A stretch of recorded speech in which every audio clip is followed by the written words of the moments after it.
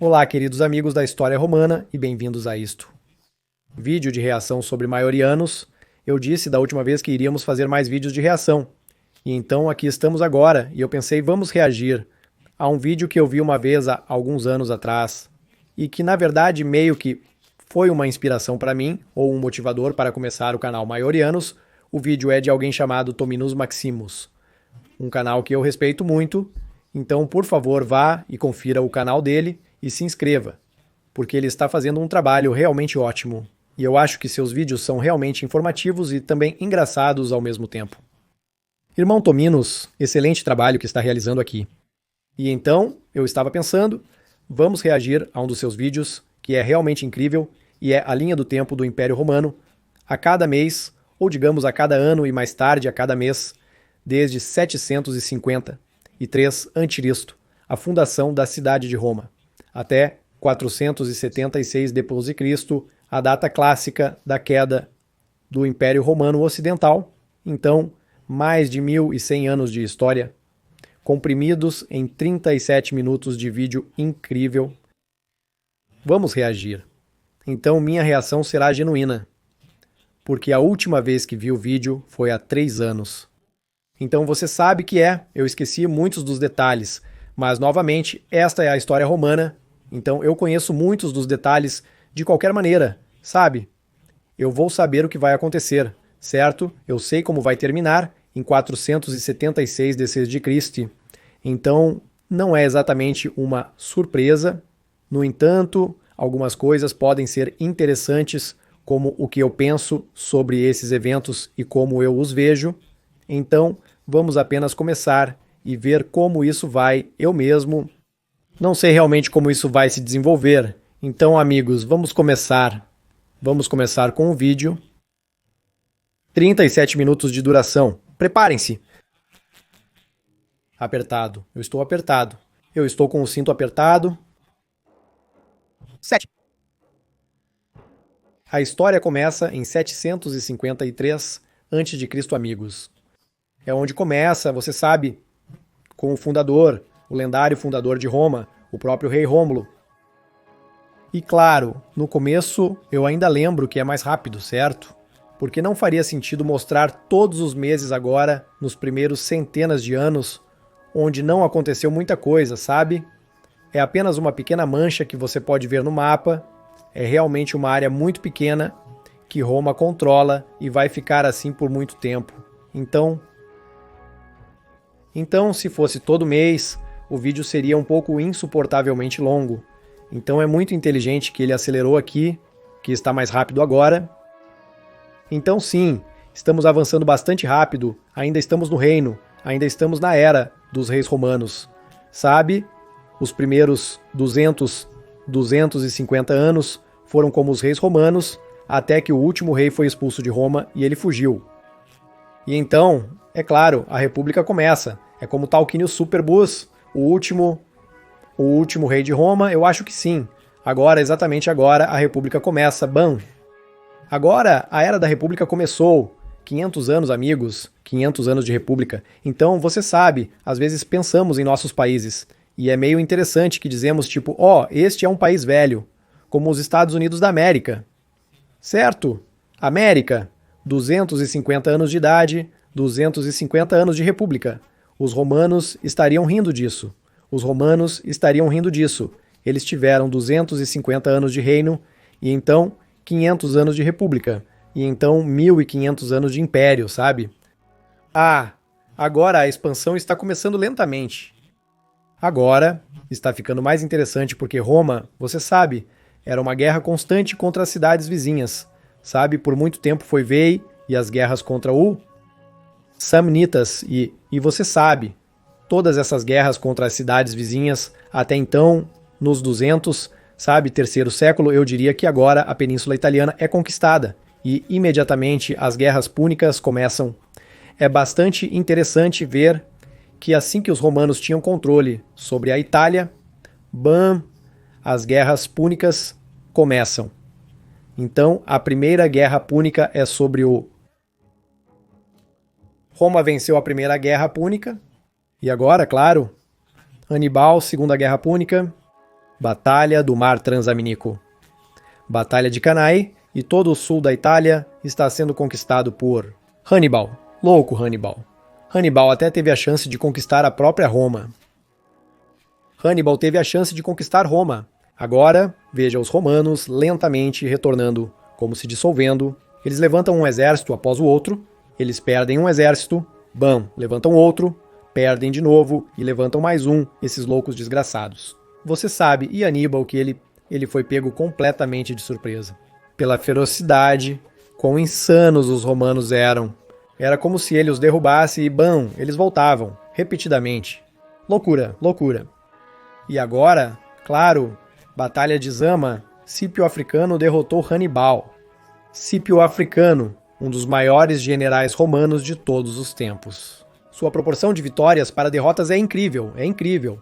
Eu acho que não tenho certeza de que não quero dizer nada errado, mas acho que não tenho certeza se ele já perdeu a batalha, então talvez uma, mas sua proporção de vitórias para derrotas é incrível, quase sem perdas, então ele derrotou Hannibal, e então a Segunda Guerra Púnica acabou. Mas Cartago está segura de Roma? Sabemos a história. Cartago não estava segura de Roma, porque você sabe que Cato costumava dizer, sempre costumava dizer, depois de cada discurso no Senado. E a propósito, acho que Cartago deveria ser destruída. Você sabe? O velho Cato. Então é isso que vai acontecer agora. Acho que agora estamos em 182 a.C.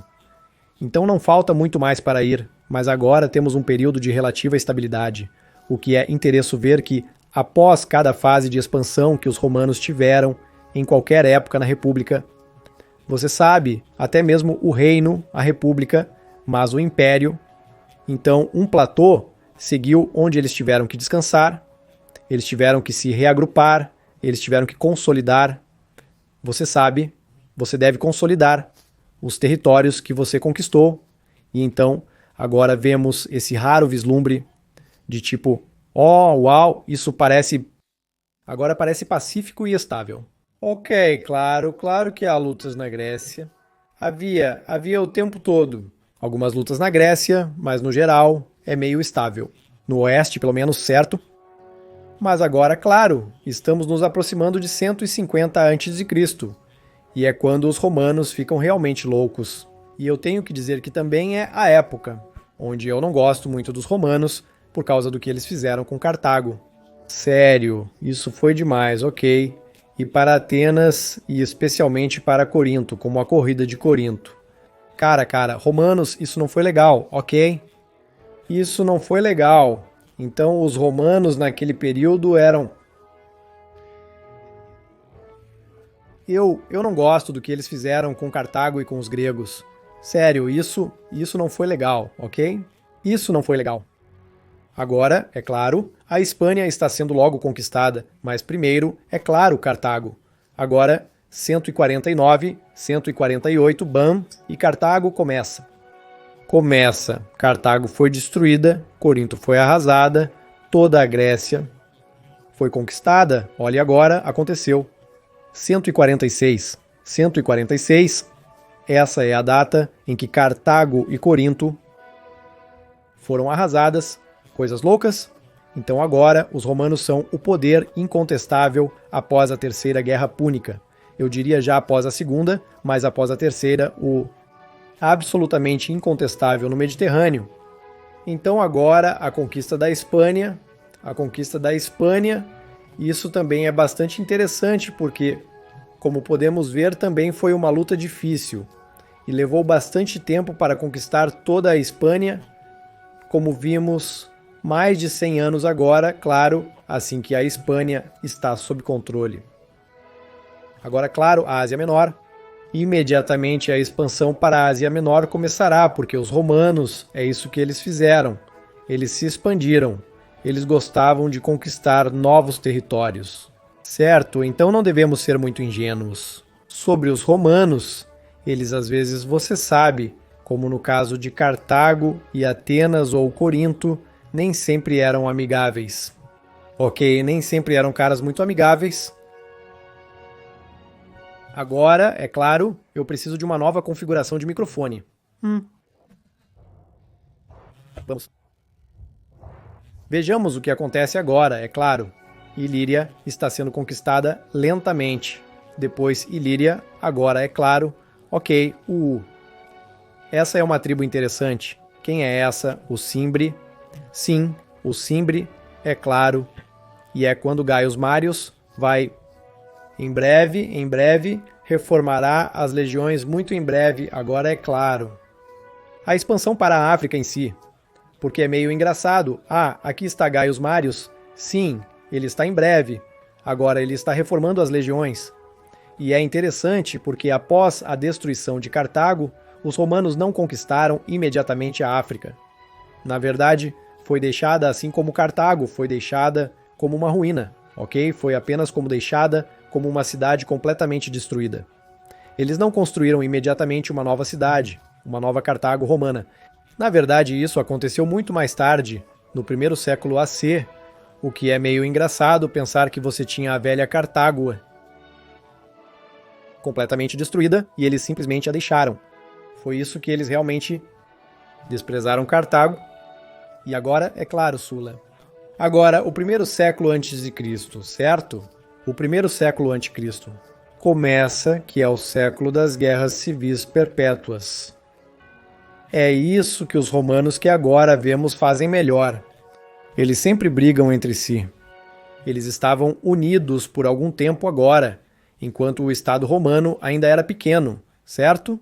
Mas assim que o Estado romano cresceu a um certo tamanho, tornou-se instável, tornou-se tão grande que de repente você tinha rivais, generais rivais que lutavam uns contra os outros, e foi quando, você sabe, Zula subiu ao poder, foi quando Pompeio subiu ao poder, Crasso subiu ao poder, César mais tarde subiu ao poder, e basicamente foi quando a instabilidade começou.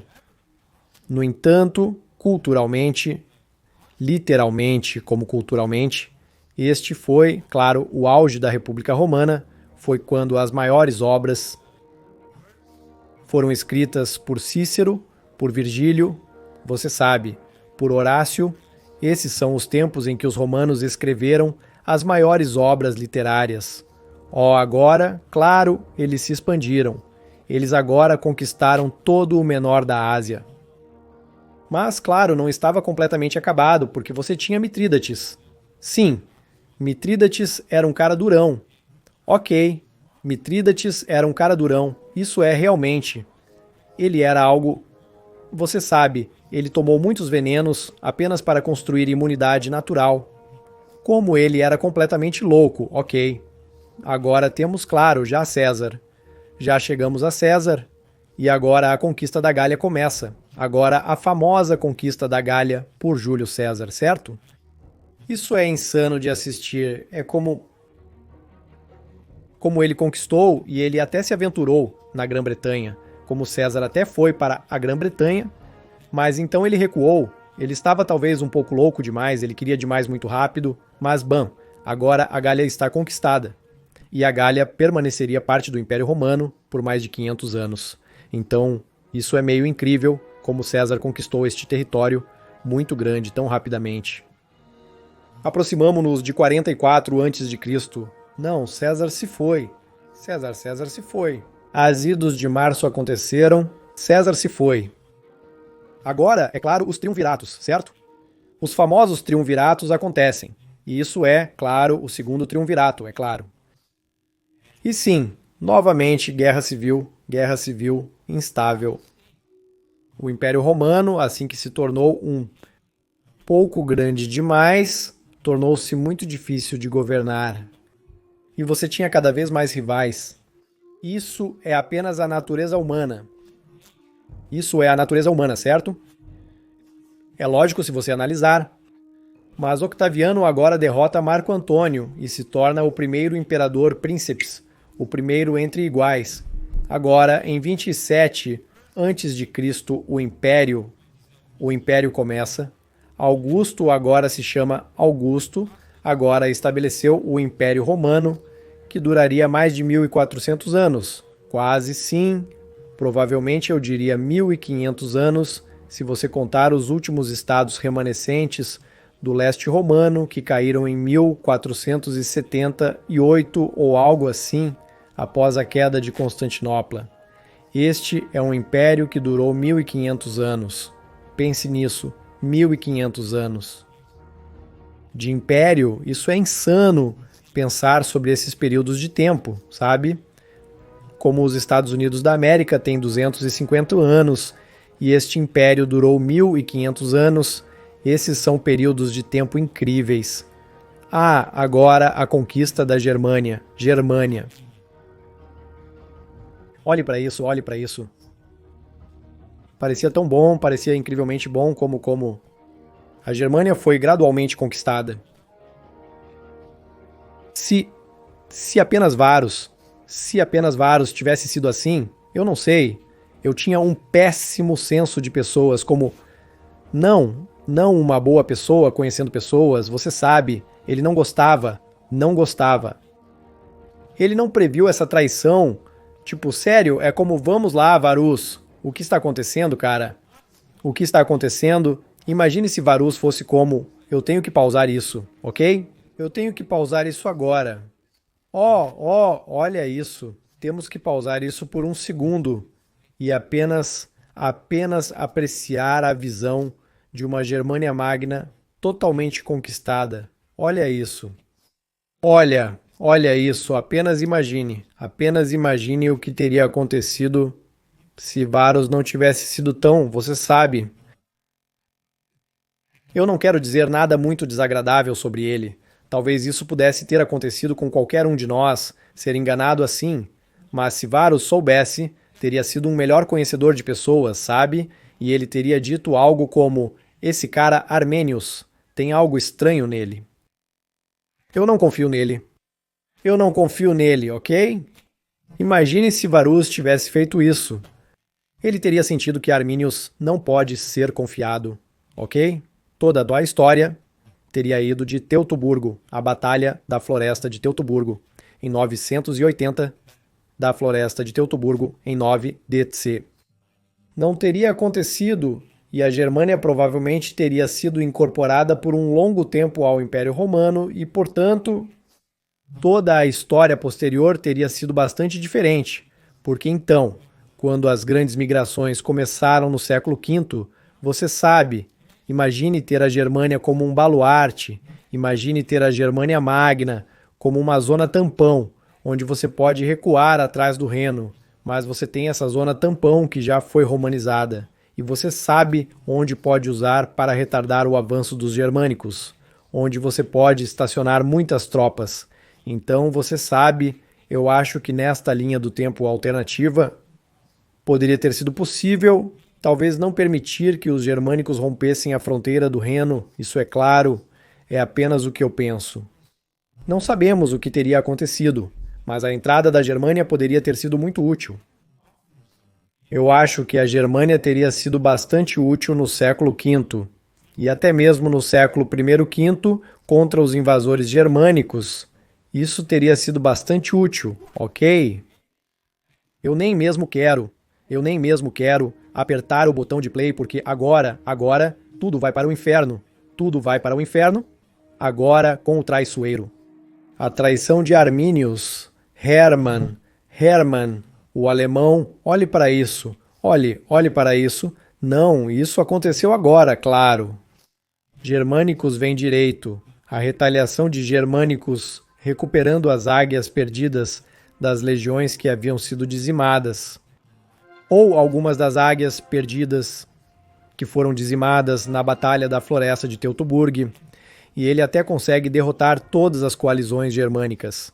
Mas Tibérius diz, você sabe, nós não queremos a Germânia, nós não queremos, poderíamos ter estabelecido uma província da Germânia com a ajuda de germânicos, mas nunca saberemos sua justificativa porque ele não fez isso. Provavelmente porque ele não queria que germânicos desenvolvesse muito poder. Você sabe, Lai e o imperador, então talvez ele temesse que germânicos se tornasse muito e o imperador. Então talvez ele temesse que germânicos se tornasse muito poderoso. Talvez ele pensasse que a Germânia não vale a pena. Então, nunca saberemos o porquê. Mas é interessante que Germânicos ainda poderia ter reconquistado a Germânia. Então, o imperador Tibério, sabe? O que podemos dizer sobre ele? Ah, já acabou, e agora Calígula está aqui, que certamente não foi o melhor imperador. Ok, ele foi um imperador realmente ruim, mesmo que, claro, as fontes sejam tendenciosas contra ele, mas mesmo assim podemos dizer que, por outro lado, foi um bom imperador, ok. Cláudio, por outro lado, foi um bom imperador. Ok, Cláudio foi bastante bom. Mas, claro, há uma coisa que ele fez que, claro, aplicamos a retrospectiva. Ele não poderia ter sabido disso, mas ele achou que seria uma boa ideia conquistar a Britânia. E pode ter parecido uma boa ideia na época, certo? Mas, claro, em retrospectiva. Sabemos que a Britânia geraria muitos usurpadores, então... Ah, sim, agora Nero. Nero também é interessante, porque ele certamente não era um bom imperador, mas certamente também não era o imperador mais terrível e horrível. Porque muitas das fontes que escreveram sobre Nero na época eram senadores. Fontes que escreveram sobre Nero na época eram senadores, e Nero não gostava de senadores, havia uma animosidade. Então, eles eram super tendenciosos contra Nero. Então, isso é claro, não podemos confiar 100% nas fontes. Ele provavelmente não era tão insano quanto as fontes o faziam parecer. Mas ele também não era, vamos ser realistas aqui, ele também não era um bom imperador, então... Ele não foi um bom imperador, mas provavelmente não era tão ruim quanto muitos o retratam. Agora, é claro, as guerras civis após Nero, que como muitos imperadores vêm e vão, e Vespasiano está aqui, e Vespasiano foi, na minha opinião, um imperador muito bom. Ok, Vespasiano foi um imperador sólido, muito boa a economia sob Vespasiano, e ele foi muito inteligente em como gerar dinheiro. Ele até introduziu o imposto sobre latrinas, a ideia sozinha, e ele estabeleceu a dinastia Flaviana e a ideia sozinha, e ele estabeleceu a dinastia Flaviana e ele. Ele construiu o Coliseu, que agora está terminado sob Tito. O Amphitheatrum Flavium, ele começou e agora está. Ele terminou e agora você tem os grandes jogos em Roma. Domiciano agora é imperador.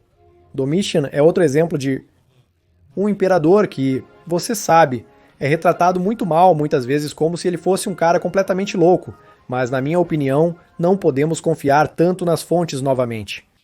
E eu acho que há muito preconceito senatorial contra ele, porque ele certamente não era um fã do Senado e ele era mais autocrático, o que o Senado, claro, não gostava e, portanto, claro, o pintou em uma luz muito negativa. E só podemos julgar os imperadores romanos, não esqueça, pelas fontes, que teríamos que julgar Donald Trump com base em fontes. Teríamos que julgar Donald Trump com base em fontes daqui a 1000 anos, e a única fonte que você tem é a Cable News Network, ou você tem que julgar Joe Biden com base em fontes da Fox News, as únicas sobreviventes. Quer dizer, vamos lá, isso é semelhante ao que aconteceu no Império Romano. Realmente não sabemos como era. Nós podemos apenas interpretar agora, claro, Trajano. O Trajano é um fenômeno. Trajano é como um imperador impecável. Eu não consigo pensar em algo ruim sobre Trajano. Ele era o perfeito imperador romano. O imperador romano, perfeito em todos os sentidos. Ele tinha um ótimo caráter. Ele o alimentia, ele conquistou regiões insanas. Ele conquistou regiões insanas. Todos o amavam. Você sabe, não pode ser melhor que Trajano. Como 117, vamos fazer uma pausa por um momento. 117, ok, 117, vamos fazer uma pausa por um momento e apenas apreciar a vista disso.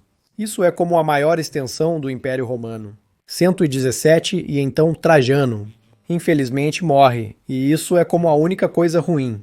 Eu posso dizer sobre Trajano, Trajano, por que você morreu tão cedo? Trajano deveria ter vivido mais 10 a 15 anos. Imagine Imagine se Trajano tivesse vivido mais 10 a 15 anos. A Mesopotâmia poderia... Os romanos poderiam ter conseguido manter a Mesopotâmia. Eles poderiam ter conseguido estabelecer uma província mesopotâmica. E imagine, quero dizer, claro que teria sido difícil. Isso é claro, eu não estou negando isso. Mas imagine que você tem agora...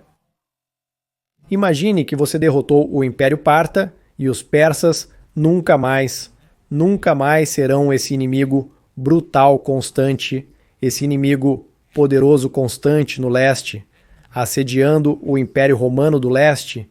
Imagine que você acabou de se livrar dessa ameaça. A história romana seria diferente.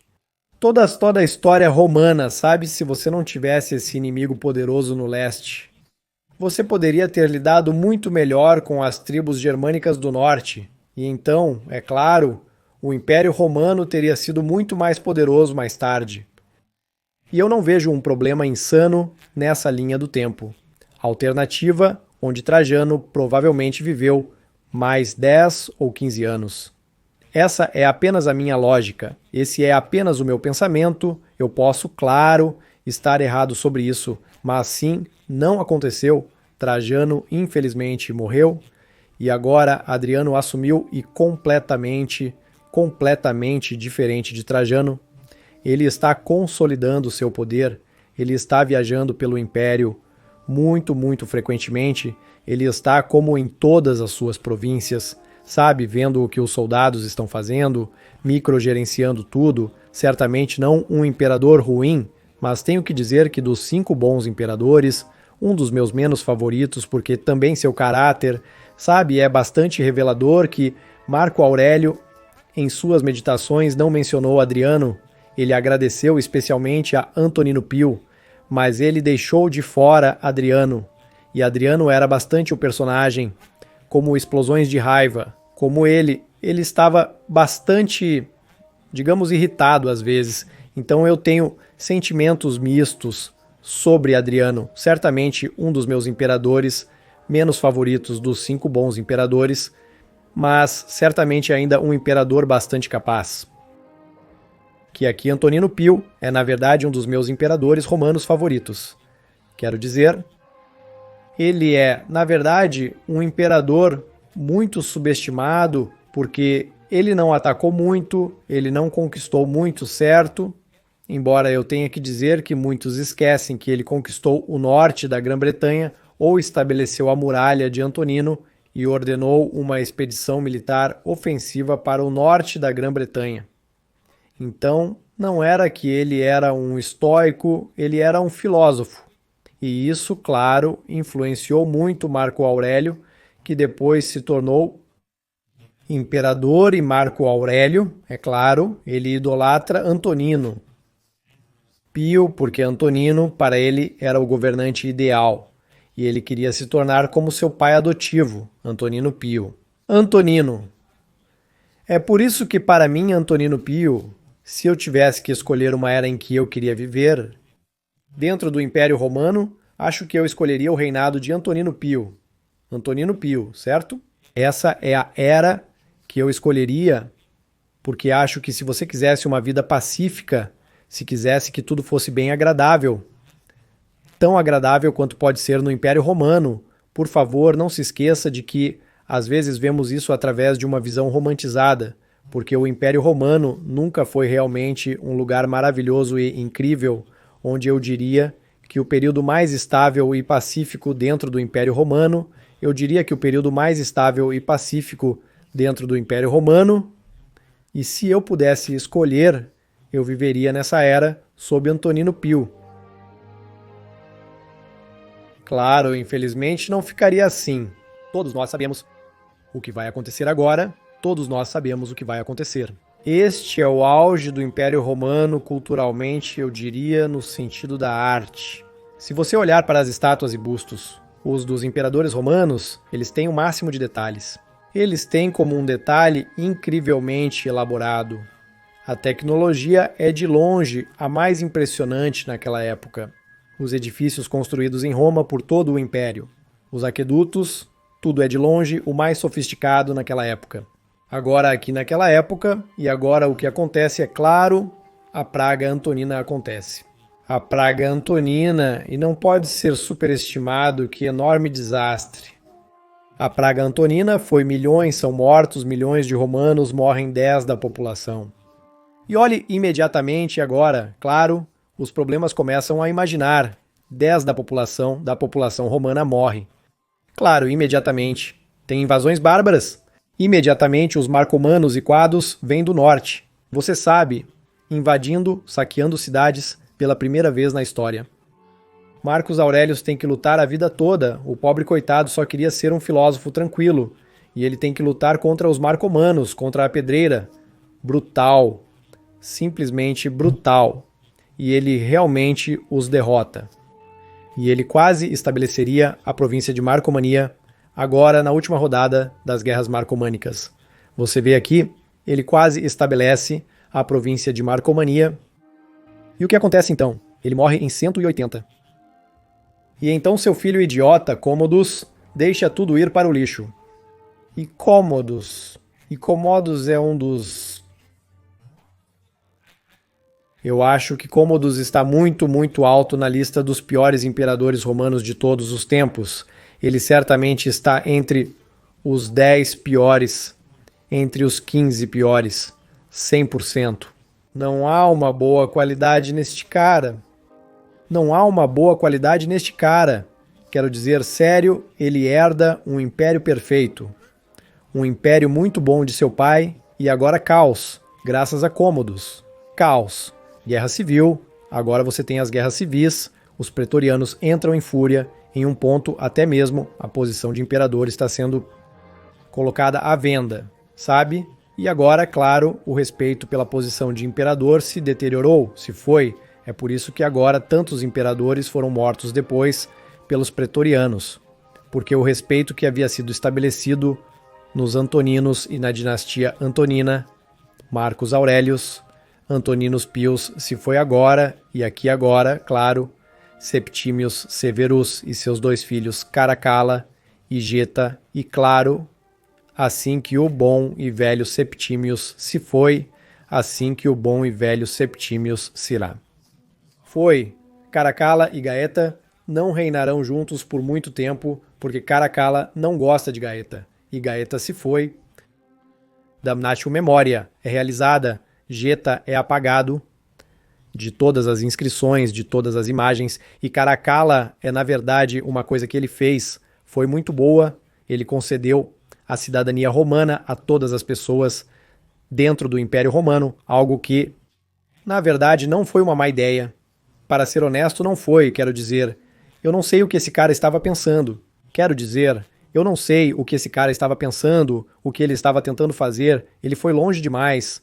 Ele tentou como estranhas coisas de cultos orientais em Roma, realmente ruim, não bom. Severus Alexander, na verdade, não foi um mau imperador. Ele não foi um mau imperador. O problema era que ele era bastante jovem e as tropas, ele não tinha a experiência militar, e então, claro, ele não tinha autoridade suficiente. Eu diria que ele julgou mal algumas situações em relação às suas tropas.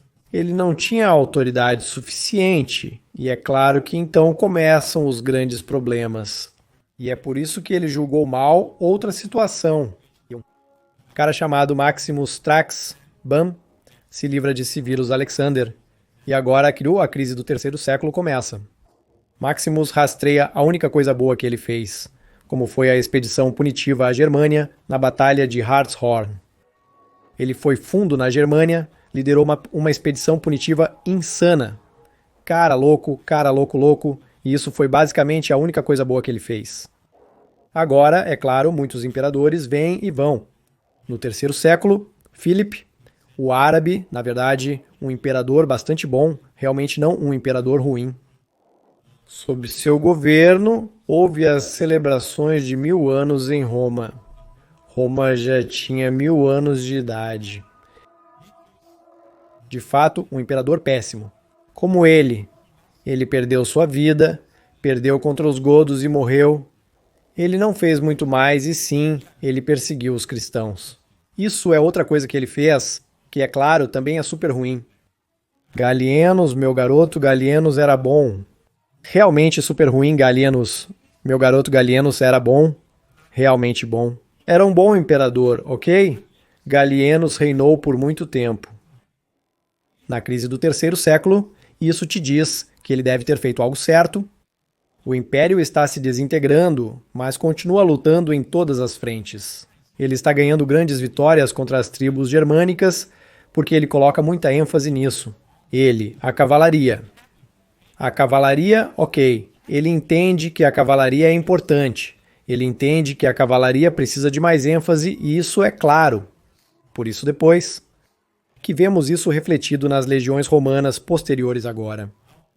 Agora é claro o próprio menino Aureliano. Esse cara é bom demais para ser verdade. Como Aureliano é como um cara de um romance de ciência, de um romance de fantasia. Ok, ele é um cara que na verdade não deveria existir. Olha, ele acabou de unir, ele salvou o Império Romano. Insano. Aureliano não deveria realmente existir. Este cara é como um cara de um imperador muito, muito sólido. Ganhou vitórias muito importantes contra tribos germânicas, derrotou completamente os Alemanni, os Utungi, os francos, muitos. Tribos diferentes, imperador incrivelmente bom, mas claro, infelizmente também morreu, também foi morto, e agora, claro, temos Diocleciano. Ele, claro, meio que reforma o Império Romano. Diocleciano agora, ele, claro, meio que reforma o Império Romano, o que foi muito inteligente. Coisa muito inteligente a se fazer, porque isso basicamente acabou com as constantes guerras civis. Diocleciano acabou com essas constantes malditas guerras civis que assolaram o Império Romano durante toda a duração da crise do terceiro século. Estamos falando de 60, 70 anos.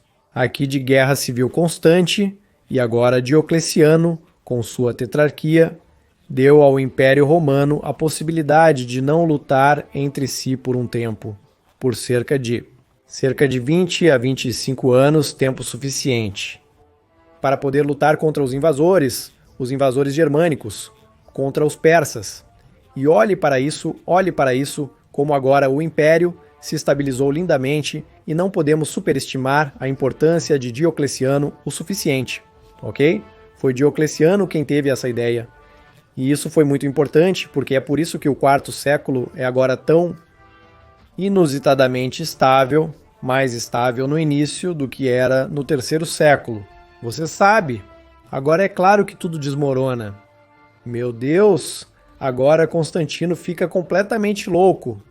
Mata Maxêncio na Batalha da Ponte Milvia, mas é claro que ainda não está satisfeito. E é claro que agora há essa semipaz com Licínio, mas não vai durar muito. E é claro que logo ele também atacará Licínio, e é claro que é quando as coisas realmente começam a piorar, na minha opinião, porque o que ele fez foi retirar as duas frotas pretorianas, ok? Ele fez foi retirar as duas frotas pretorianas. Ok, as duas frotas pretorianas da Itália, Batalha de Hellespont, Crispo vencendo contra Licínio, Crispo morto por Constantino, Constantino tipo ó Crispo.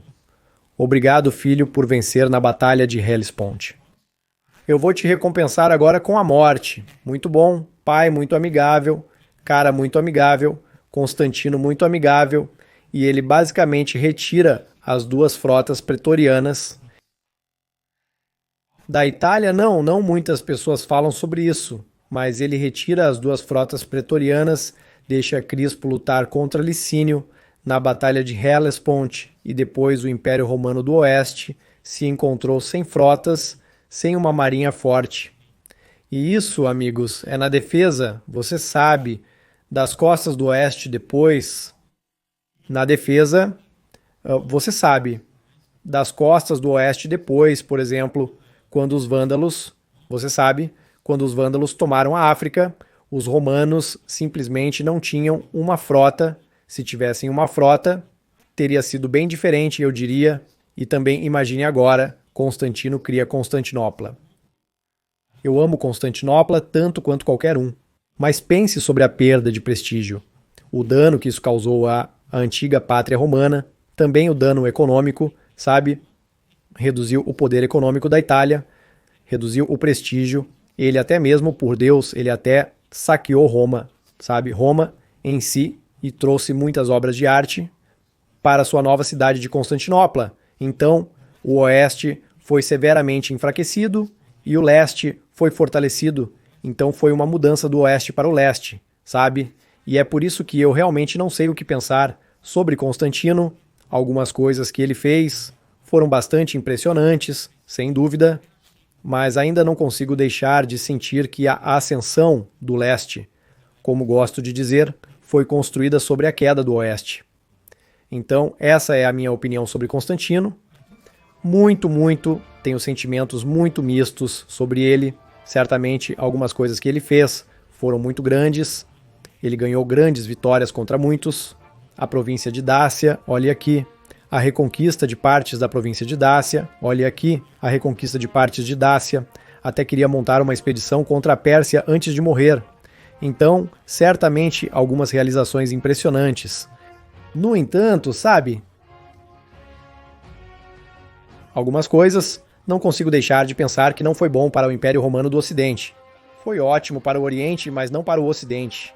E agora o que acontece?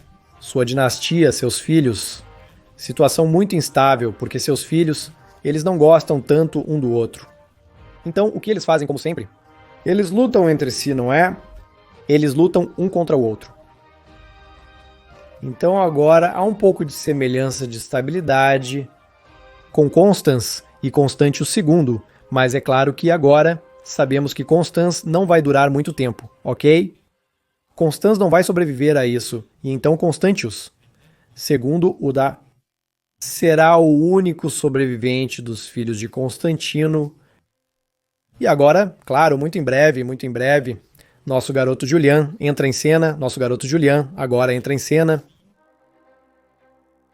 Cara, isso é insano, agora está começando Constantius II e Julian, e olha, Julian basicamente salvou o Império Romano Ocidental, como havia enormes invasões bárbaras. Enormes invasões, Julian as derrota do nada, como ele não tinha nenhuma experiência militar.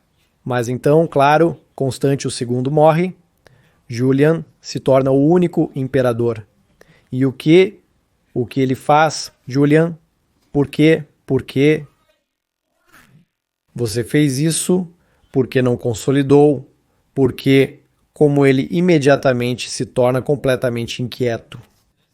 Deveria ter sido mais metódico, mas você sabe, não, vamos apenas atacar a Pérsia imediatamente, bam. E ele morre, realmente não é bom. Julian, por quê? De qualquer forma, agora Valentiniano I e Valens, agora Valentiniano I foi um imperador realmente bom. Valentiniano I foi um imperador sólido. A última vez que eu diria que o primeiro Império Romano era realmente muito poderoso.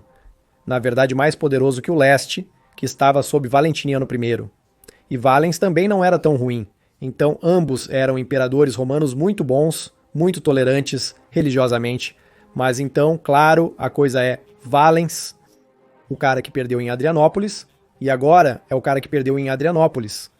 E agora estamos chegando lá? Olha, agora estamos chegando lá e bam, agora está acontecendo. Logo está acontecendo. E bam, aconteceu, Valens é morto em Adrianópolis, e então é claro que tudo sai do controle, é claro que tudo como um feedback, um ciclo de feedback negativo começa. Ok, é como, tudo como desce ladeira abaixo, de ruim para pior, para ainda pior, é como uma reação em cadeia ruim que entrou em movimento, sabe? É isso que a Batalha de Adrianópolis realmente é, e eles nunca conseguiram se livrar dos godos novamente. Olhe para isso. Os godos agora estão firmemente dentro do Império Romano, firmemente lá. Olhe para isso. Eles não conseguem se livrar dos godos. Não, eles até deram terras para eles aqui, como se tivessem permissão para se estabelecer aqui. Aqui, eles até permitiram que se estabelecessem. Então, essa é realmente uma situação ruim. Agora você criou um precedente permitindo que uma tribo estrangeira basicamente tenha seu próprio estado quase independente dentro do seu território. Pense nisso. Pense no que os outros povos germânicos estavam pensando então quando os romanos permitiram que os godos se estabelecessem dentro do Império Romano e basicamente ter seu próprio estado quase independente. Pense no que os outros germânicos estavam pensando. Tipo, esse agora é claro, ó Deus, agora as guerras civis. As guerras. Agora é claro, ó Deus, agora as guerras civis. As guerras civis novamente. Magnus Maximus, o usurpador da Britânia. Então o Oeste perde por acaso. Você sabe, Teodósios eram... O Oeste perde por acaso, você sabe, Teodósios era um bom comandante militar, e claro, o Oeste de alguma forma sempre perde. E o que acontece então com as legiões? As legiões ocidentais são dizimadas e o Oeste realmente precisaria de soldados no que estava por vir. 20 anos depois, mas é claro, essas guerras civis, você sabe. Teodósios contra Magnus Maximus e mais tarde contra Eugenius e Arbogast é o que enfraqueceu severamente o Império Romano Ocidental. De modo que agora, de repente, uma grande parte de seu exército havia sido dizimada, e é por isso que mais tarde Stilicho precisa retirar tropas da fronteira do Reno, sabe, para Itália, para a defesa da Itália. Assim, a fronteira do Reno fica muito enfraquecida, permitindo a infiltração dos germânicos. Poderiam, como em 406 d.C., violar o Reno, a fronteira do Rio, e invadir a Gália. Invadir a Espanha. Então você vê essa reação em cadeia, como tudo leva ao próximo passo ruim. E isso leva a outra coisa ruim. E para outra coisa ruim, e isso é como essa má reação em cadeia. E as guerras civis agora entre Teodósio e Magnus Maximus e Eugenius e Arbogast são a razão pela qual o Império Romano Ocidental ficou tão severamente enfraquecido. Ok, primeiro eles tiveram sua frota pretoriana roubada. Depois, eles sempre são massacrados pelo leste. E agora? Aqui temos, é claro, muito em breve agora, o agora. Valentiniano II morre e ocorre a Batalha do Rio Frígido. Então Teodósio I morre imediatamente, e o que acontece? Agora, claro, Teodósio morre e seus dois filhos idiotas, Honório e Arcádio, são deixados no trono. Muito obrigado por nos deixar seus filhos incompetentes. Agora, muito obrigado por nos deixar seus filhos incompetentes. Agora, bam, aqui está boa a Batalha de Pollentia. Nosso garoto Stilicho derrotando Alaric. Alaric não tem chance enquanto Stilicho estiver vivo. Stilicho, o grande defensor, aqui na Batalha de Verona novamente. Stilicho, o grande defensor, Alaric recuando de volta para Ilírico e... Enquanto Stilicho estiver vivo, Alaric não tem chance. Agora, pela segunda vez, Radagaisus, com uma enorme coalizão germânica, tenta penetrar na Itália novamente e Stilicho o derrota.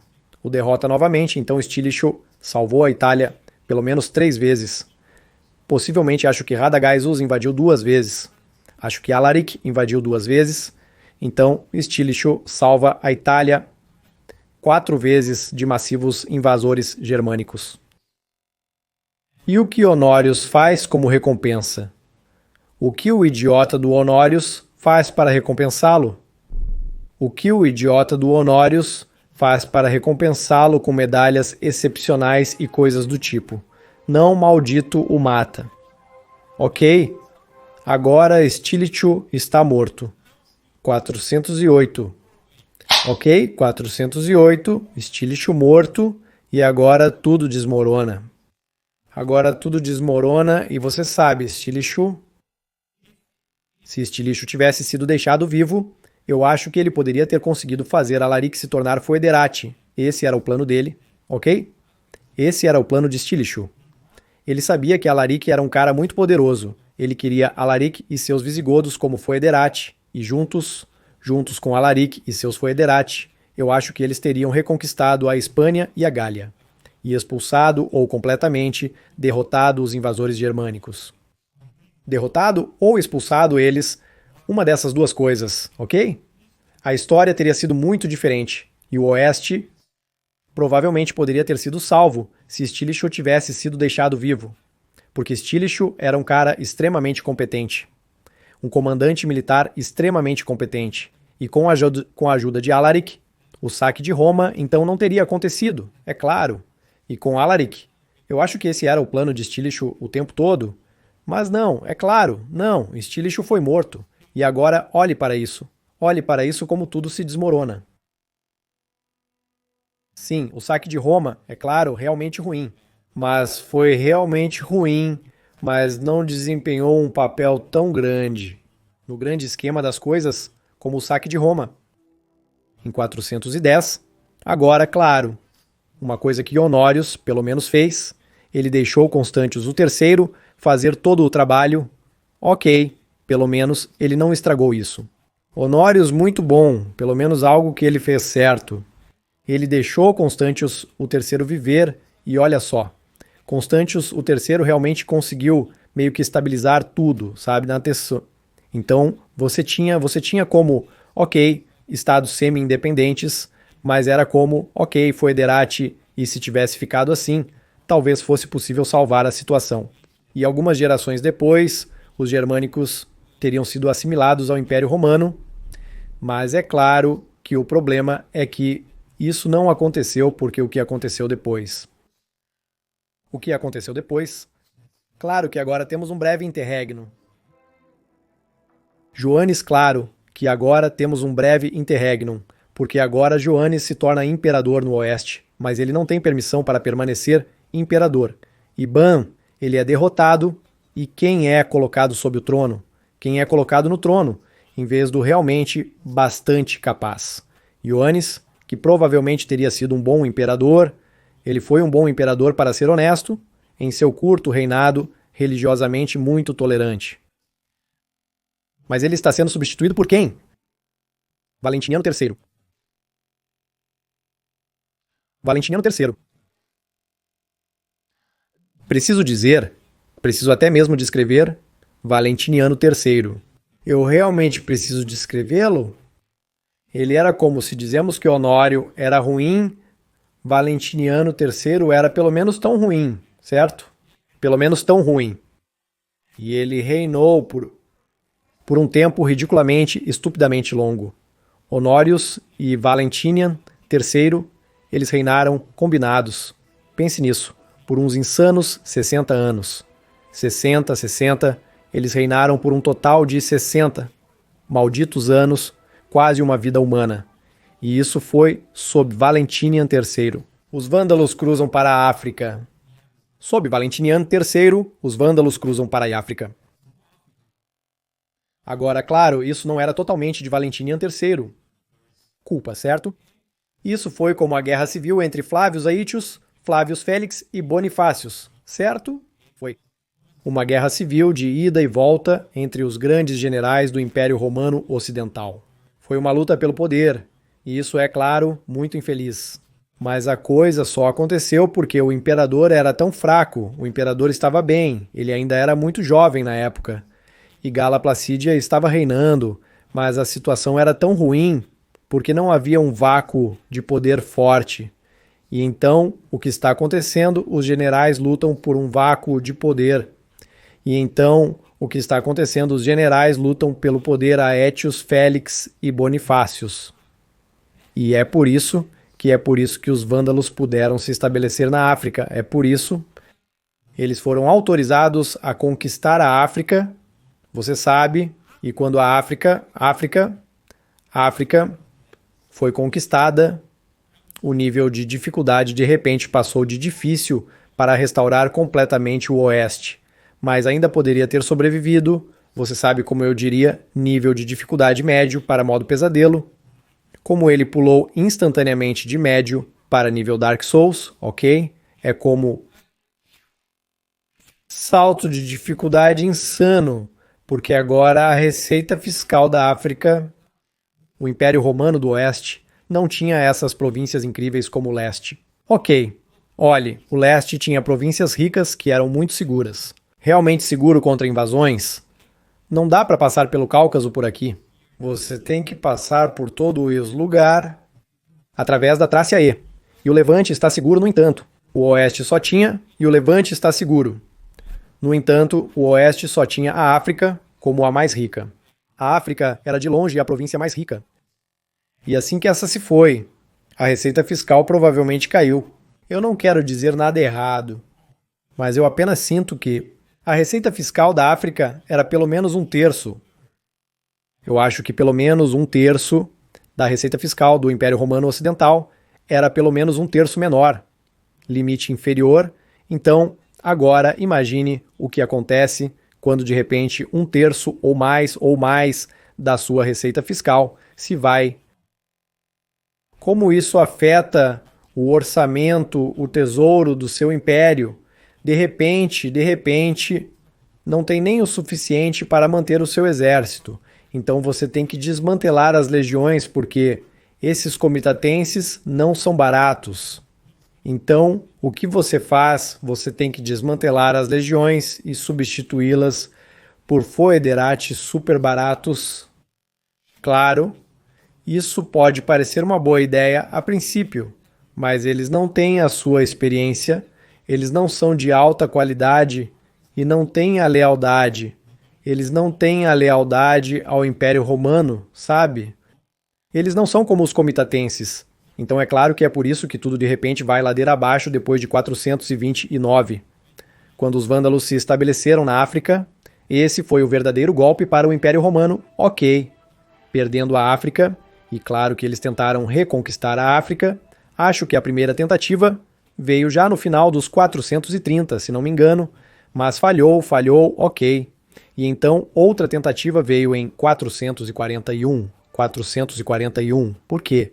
A questão é, o rei Gaiseric, o rei dos vândalos, ele era um cara incrivelmente inteligente. Ok, em 441 houve um esforço do oeste e do leste para reconquistar a África. Mas Gaiseric, esse astuto, esse gênio do mal, ok? Gênio do mal, ele imediatamente enviou emissários para Átila, o Huno, ok? O rei dos Hunos, e disse a ele: Ei, Átila, os romanos do leste estão montando uma grande expedição para reconquistar a África, para me atacar. Você pode atacar o interior deles, não haverá soldados, ok, você não tem nada a Arishimer. E então, é claro, Átila atacou imediatamente e os romanos do leste tiveram que recuar e toda a expedição foi abortada. Realmente infeliz agora, Aétios consegue de alguma forma estabilizar a situação. Realmente muito infeliz agora, Aétios consegue de alguma forma estabilizar a situação. Mas o problema é a África. No momento em que a África se foi, como você não tem mais a receita, você não tem mais a receita. Mesmo com tudo que Aétios fez, e veja como mesmo quão ruim isso é, como a invasão dos hunos depois que os romanos recuaram, quero dizer, esta é uma situação realmente ruim. Agora os Suevi conseguiram se expandir também, loucura. Agora Atila surge e, como na Batalha das Planícies Catalãs e no último esforço, Aétios consegue até mesmo fazê-lo recuar. Então ele não consegue, então ele invade a Itália agora em 452 e Marcian, o imperador romano do leste, felizmente ataca o interior, felizmente. E isso basicamente é provavelmente o motivo pelo qual Átila então recuou. E por que a Itália foi salva? Por causa do ataque de Marcian, o imperador romano do leste. Com a morte de Átila, os hunos foram embora. Mas, claro, agora Valentiniano III, em sua total estupidez, mata Aétios, mata o Magister Militum Aétios e agora total caos. Marcelos da Dalmácia se separa do Império Romano. Isso, na verdade, não é, pelo que eu sei, totalmente preciso, porque isso deveria se separar aqui. A Dalmácia se separou do Império Romano.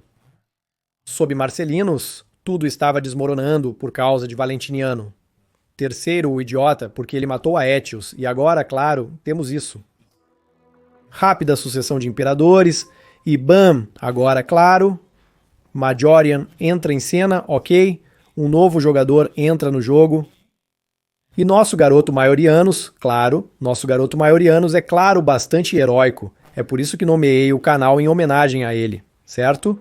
E olha isso, olha o que ele está fazendo. Ele está reunindo um exército foederate de 30 mil fortes, bam, ele derrota os burgúndios, e bam, ele derrota os visigodos, e bam, ele derrota os suevi em poucos anos, em 3 curtos anos, ele derrota os burgúndios.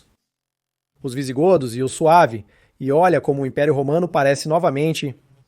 Eu não tenho nem certeza, acho que até aqui, essa parte aqui, do norte da Espanha, também estava firmemente sob controle romano. Então não tenho certeza de por que Dominuso tem aqui como sob controle semi-romano, mas pelo que eu sei, também estava sob controle romano, então apenas olhe para isso. Como de repente parece muito melhor, e apenas imagine agora ter sido incrível. Então é claro, eles poderiam ter vencido. Ter sido incrível, então, é claro, eles poderiam ter vencido. Agora, é claro, com o assassinato de Majorian, Aedídios se separa do Império. Na verdade, Marcelinos aqui também deveria se separar do Império. E tudo desmorona ainda mais rápido. Os ganhos de Majorian são imediatamente desfeitos. Depois disso, os ganhos de Majorian são imediatamente desfeitos. Por quê? Agora, claro, onde está, quem está, claro, agora no poder. Rikima, ok. Rikima conseguiu, claro, alguns anos antes, já para ganhar poder na Itália. E assim que Rikima estava na Itália e tinha o controle na Itália, foi super difícil, porque agora de repente você não tem apenas inimigos no exterior, ok? Mas agora você também tem um inimigo no interior. Então você está cercado por inimigos. Rikima para o poder. E basicamente é meio que como um invasor germânico que de alguma forma conseguiu ser um intruso germânico que sequestrou o Império Romano, se você quiser, uma situação realmente muito ruim. Em 467, um bom imperador é enviado pelo leste por Léo I, que também é conhecido como Léo o I, um imperador incrível, e ele envia Antemius. Esta é a última chance para salvar o Império Romano do Oeste. Isso é realmente a última chance agora. Falamos da última chance, pois em 467, Antemius monta uma expedição para reconquistar a África. Eles têm que voltar por causa do mau tempo, então a próxima tentativa em 468. E bam! Batalha de Cape Bon. Batalha de Cape Bon. E veja, Heraclius, um dos comandantes desta expedição, realmente conseguiu reconquistar a Tripolitânia. Marcelinos conseguiu reconquistar a Sicília e a Sardenha, então mesmo assim não teria acabado, mas é claro que o idiota Basiliscus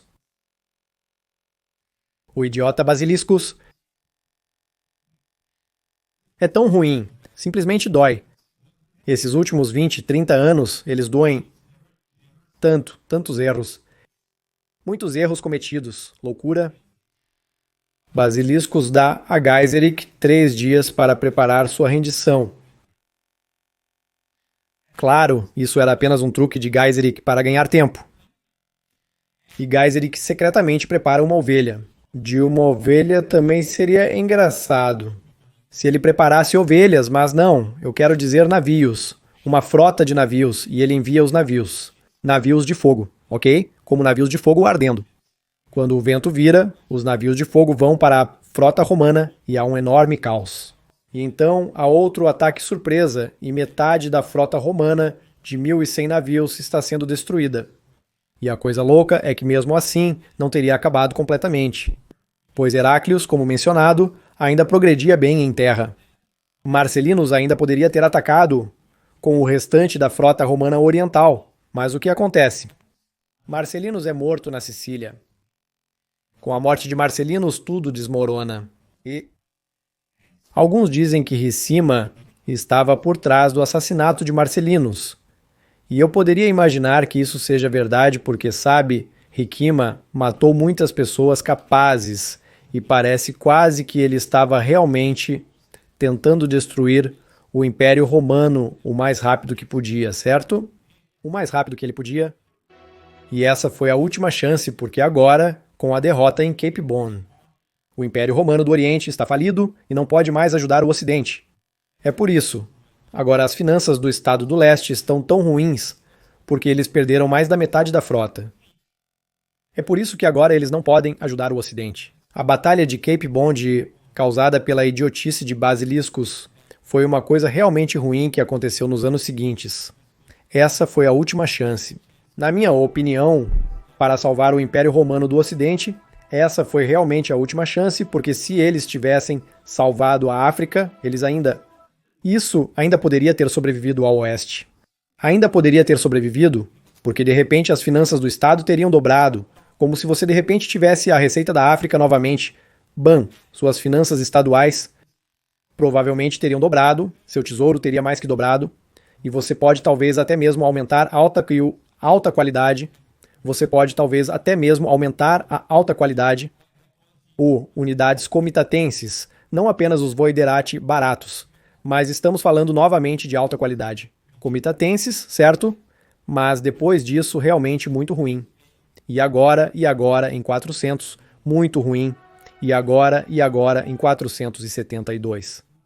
Esse gigante idiota Rikima até mata Antêmios, ok? Mata Antêmios, saqueia Roma, ok? Rikima. Eu não sei como as pessoas podem defender Rikima. Se alguém defende Rikima, eu não sei, e milhares de romanos morreram, romanos inocentes foram, e milhares de romanos morreram, romanos inocentes foram mortos por Rikima, como quem faria tal coisa. E Rikima, você não pode comparar Rikima a um calibre especialmente estílicho. Por favor, nunca compare Rikima e um calibre especialmente estílicho. Por favor, nunca compare Rikima e estílicho. Está aqui, ok? Estílicho está aqui. E Rikima é do mesmo planeta, que estílicho e Rikima nem sequer estão no mesmo planeta, que estílico e Rikima nem sequer estão no mesmo planeta.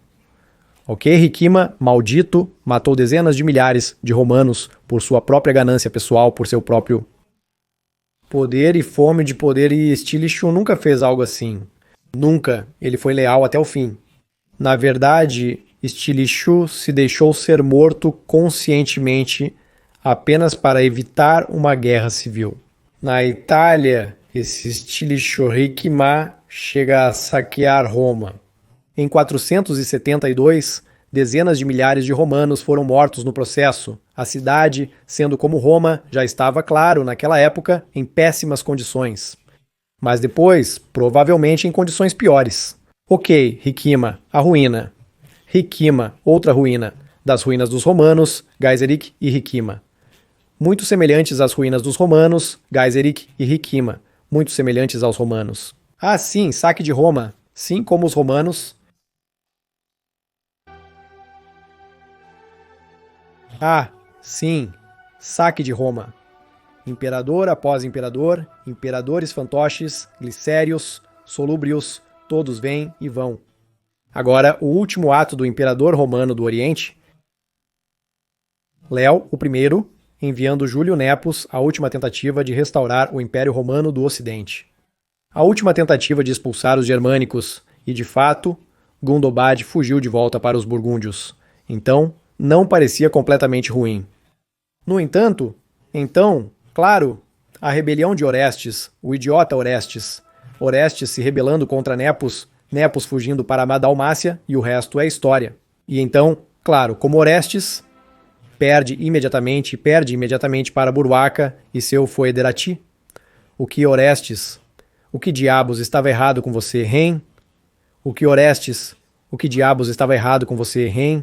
Que tipo de idiota você era? Eu não sei o que você estava pensando, e Nepos, eu não sei Nepos. Eu não deveria ter substituído Ecdícios, que era o Magister Militum anterior, com Orestes. Isso foi um grande erro, por Július Nepos, e agora, é claro...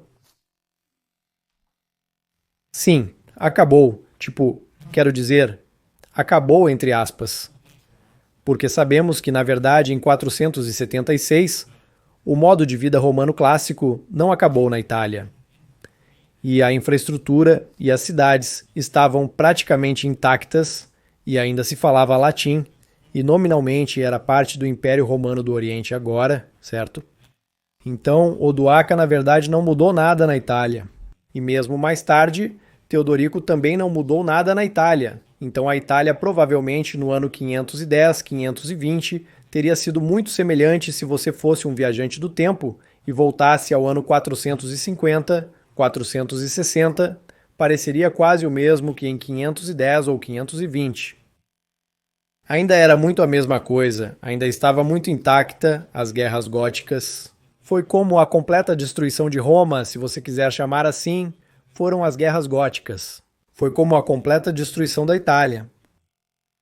Isso aqui é datado como a queda clássica de Roma, data de 476 d.C., e isso vem, é claro, de escritores romanos orientais posteriores, como Marcellinus Comus, que basicamente usou isso como uma espécie de medida de propaganda para dizer tipo, os bárbaros eles tomaram o Ocidente. Então agora temos que libertar o Oeste da tirania dos bárbaros, usando isso como uma espécie de medida de propaganda para justificar a guerra de reconquista de Justiniano na cidade de Roma. Nada realmente aconteceu. Na verdade, em Roma, nada de fato ocorreu. Na verdade, o ano muito pior para Roma foi 472, quando o rico Mer saqueou a cidade. Na verdade, em 476, provavelmente parecia melhor do que em 472, porque até aquele momento provavelmente alguns dos danos já haviam sido reparados. Então, sabe, não é realmente o fim de Roma, mas é o fim tradicional, e é também onde o vídeo termina agora, e agora assistimos o primeiro. Metade, eu diria, e em outra reação, é claro, vamos fazer também o Império Romano do Oriente, porque a história não acabou, amigos. Ainda temos mais 1000 anos, ok, ainda temos mais 1000 anos até, é claro, os últimos estados remanescentes do Império Romano do Oriente também caírem. Mas agora terminamos a primeira parte, e espero que você tenha gostado disso. Divagando. Não foi realmente uma reação, eu não sei. Eu estava apenas divagando por provavelmente 45 minutos, 50 minutos seguidos. Desculpe se divaguei demais, mas simplesmente sai fluindo de mim todos os pensamentos que tenho ao ver este ótimo vídeo de Tominos Maximus novamente. Por favor, vá ao canal dele e se inscreva. Cara, realmente incrível. Uma inspiração para mim para começar Majorianos. Então eu realmente gostei do vídeo e espero que você tenha gostado deste comentário ou divagação também. Então, queridos amigos da História Romana Tardia, vejo vocês no próximo vídeo completo. Por favor, considere se inscrever, curtir, talvez você até queira apoiar o canal via Patreon ou via associação ao YouTube. Eu ficaria super agradecido. Farei muitos mais vídeos de reação porque eu não sei, me divirto fazendo-os. Talvez você goste deles, talvez alguns também. Estamos no YouTube, alguns também vão odiá-los, mas vou continuar fazendo-os às vezes. Espero que tenha se divertido. Eu certamente tive, desejo a você um bom dia e então nos vemos na próxima vez. Tchau!